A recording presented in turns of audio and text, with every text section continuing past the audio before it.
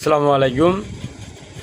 সকাল বিকাল যখনই ফোন হাতে নেই, রাত দুপুর যে নিউজগুলো দেখি না, খেলাধুলা নিয়ে শুধু ফুটবল, ক্রিকেটের দিন শেষ, ফুটবলের বাংলাদেশ, মানে বর্তমান কথাটা এরকম।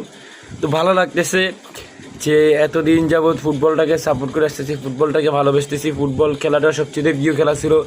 আজকে বাংলাদেশের মানুষের কাছে ফুটবলটাই জনপ্রিয়, ক্রিকেট চাঙ্গে উঠে গিয়েছে। কারণ ক্রিকেটের যে বহাল দশা, মানে এইটার মানে যে জন্য ফিরতো না, তবে বাংলাদেশ ফুটবল অনেক দূরে গিয়ে যাবে। দোয়া এবং ভালোবাসা হলো বাংলাদেশের ফুটবলের জন্য, ফুটবলের সকল প্লেয়ারদের জন্য।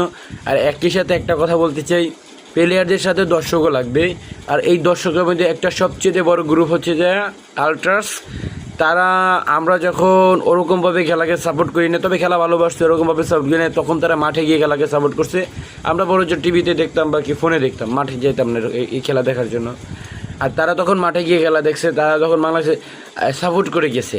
আর এখন তারা যে প্ল্যানিং করছে বাংলাদেশকে পুরো বিশ্বের কাছে তুলে ধরার জন্য, দর্শক প্রত্যেকটা দেশের আলট্রাসের কারণে, মানে প্রত্যেকটা দেশে এরকম আলট্রাস গ্রুপ আছে, এরকম বিভিন্ন গ্রুপ আছে যারা ফুটবলটাকে পুরো বিশ্বের কাছে, গ্যালারির যেই সাউন্ড, যেই সাজসজ্জতা, সেগুলাই পুরো বিশ্বের কাছে তুলে ধরে, সেগুলাই ফুটবলারদের মনোবল বাড়িয়ে দেয়।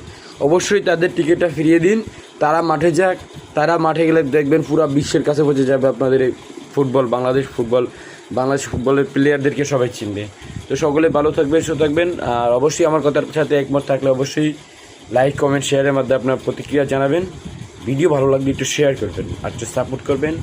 যদি পরবর্তী ভিডিওটা মনে চায় যে কোনো ভিডিও আসলে দেখতে, তাহলে অবশ্যই ফলো করে রাখবেন। আসসালামু আলাইকুম।